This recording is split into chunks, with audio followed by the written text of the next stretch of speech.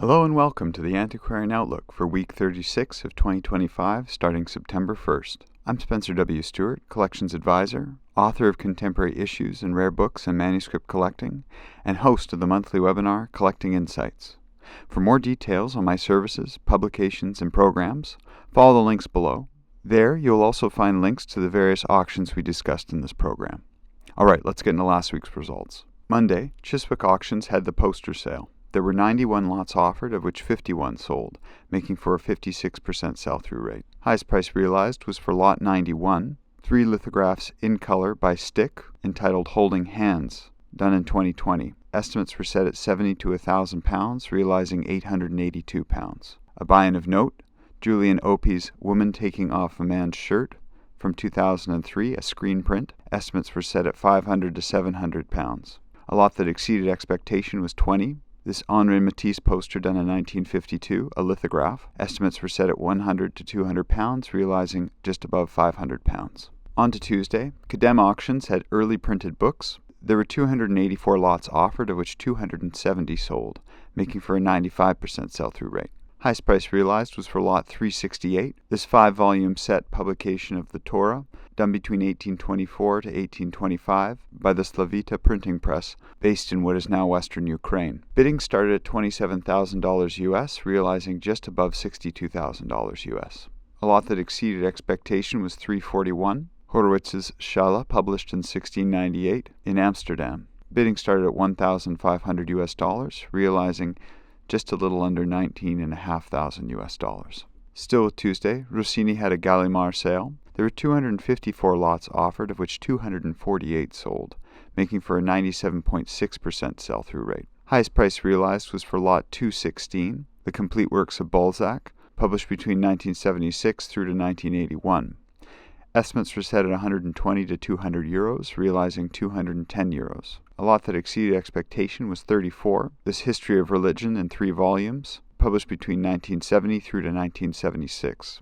Estimates were set at 15 to 45 euros, realizing 170 euros. On to Wednesday, Dominic Winter Book Auctions had printed books, maps, and documents. There were 465 lots offered, of which 429 sold, making for a 92.2% sell-through rate. Highest price realized was for lot 40, Agassiz's monumental study of fish fossils, published between 1833 and 1843. Estimates were set at £4,000 to £6,000, realizing £12,000. A buy-in of note, lot 44, a 4-volume first edition set of Marianne Burnett's Illustrations of Useful Plants Employed in the Arts as well as Medicine, published between 1842 and 1850. Estimates were set at £1,000 to £1,500. As well as lot 231, this 1509 leaf of a Valerius publication from Venice. Estimates were set again at £1,000 to £1,500. A lot that exceeded expectation was 368, a miscellaneous collection of ephemera from the 19th through to the 20th century. Estimates were set at £200 to £300, realizing £4,400. Rago Arts and Auctions had prints and multiples. There were 294 lots offered, of which 266 sold, making for a 90% sell-through rate. Highest price realized was for lot 104, Andy Warhol's Kiku, a screen print done in 1983. Estimates were set at $40,000 to $60,000 US, realizing just under $70,000 US. A buy-in of note, lot 114, Andy Warhol's Northwest Coast Mask, done in 1968. Estimates were set at $30,000 to $50,000 US. A lot that exceeded expectation was 115, Solowitz Wavy Brushstrokes Superimposed No. 3 from 1995. Estimates were set at $3,000 to $5,000 US, realizing just above $17,000 US. Purcell Auctioneers had a private library sale of the late Tommy Smith. There were 503 lots offered, of which 444 sold, making for an 88% sell-through rate. Highest price realized was for lot 276, this presentation copy of Patrick Kavanagh's Terry Flynn, published in 1949, used later as evidence in a court case. Estimates were set at 3,000 to 6,000 euros, realizing 13,000 euros. A buy-in of note, lot 276, this first American edition of Charles Dickens's A Christmas Carol.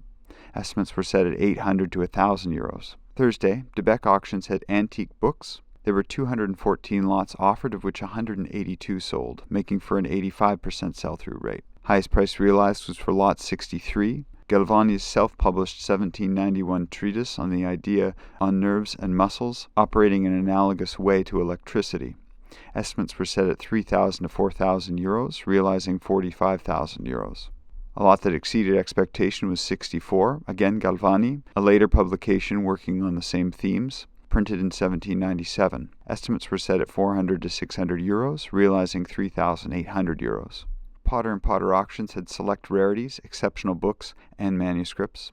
There were 116 lots offered, of which 90 sold, making for a 77.5% sell-through rate. Highest price realized was for Lot 1, this 1830 copy of Joseph Smith's The Book of Mormon. Estimates were set at 120,000 to 150,000 US dollars, realizing 240,000 US dollars. A buy-in of note, Lot 115, Oscar Wilde's The Ballad of Reading Gaul, published in 1898. Estimates were set at 20,000 to 30,000 US dollars. A lot that exceeded expectation was 57. This first edition signed Langston Hughes' copy of The Negro Mother and Other Dramatic Recitations, published in 1931. Estimates were set at 6,000 to 8,000 US dollars, realizing 28,800 US dollars. Returning to Purcell Auctioneers, they finished off the private library sale of the late Tommy Smith. There were 463 lots offered, of which 406 sold, making for an 87.6% sell-through rate. Highest price realized was for Lot 827, this collection of Hayden Murphy broadsheets from the 1970s.